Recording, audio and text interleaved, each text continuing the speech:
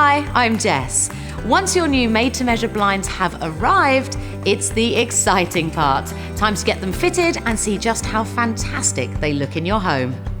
Fitting your new wooden or faux wood blind is simple and easy. When you receive your order, you will find the following in the box: your new blind, a pelmet, a cord cleat safety device, and all the appropriate fixings and brackets. You'll also need a drill, a metal tape measure, a crosshead screwdriver, a hacksaw, and a pencil.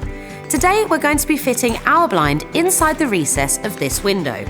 To get started, we take one of the two fixing brackets and hold it where we want to fit our blind, either inside or outside the recess, making sure that this little gate is facing away from the window and open, like so. One thing we're going to bear in mind when doing this is to make sure that the brackets are far enough away from the window to ensure the blind will not hit any handles or hinges when the blind is fitted and extended. If your blind is over 105 centimeters in width, you'll also have a third bracket. Position this in the same way, slightly off-center and with the wider side at the top. Now we're happy with how our brackets are placed, we can mark the position through these holes with a pencil, repeating the process on both sides. Taking our drill with the appropriate drill bit, let's drill through our markings. To make sure you're extra safe, you may want to use a pair of safety goggles for this part. With our holes made, we can slot in rule plugs if necessary. Using the longest screws provided, we can now secure the brackets in place.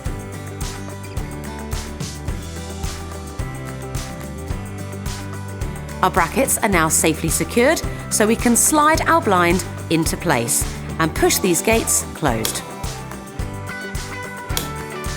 Already our blind is starting to look beautiful.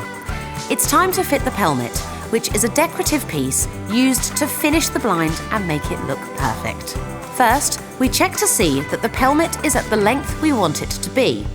If it's longer than we like, then we can cut it down with a hacksaw, with a simple cut for inside recess or a mitered cut for outside the recess.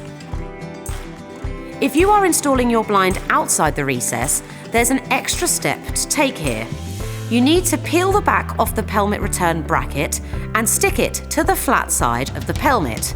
Then, attach the small end pieces and fix into place with the smaller screws.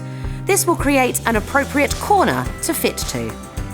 Depending on which type of blind you've purchased, either wooden or faux wood, there are two types of pelmet brackets that you might receive.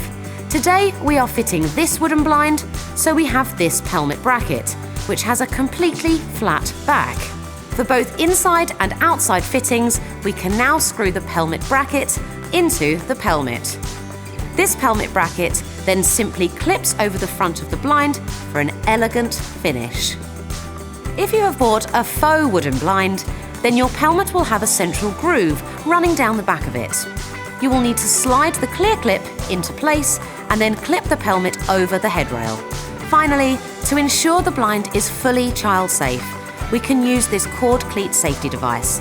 All we need to do is mark out where we want it like before, making sure it's in line with our control cord and at a height of at least 1.5 meters off the floor. Then we just drill and attach in place.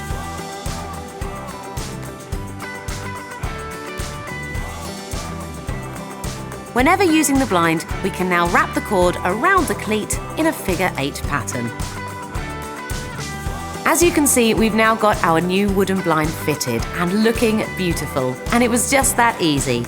If you need any further advice or guidance, our knowledgeable interior design experts and customer services team are always happy to help.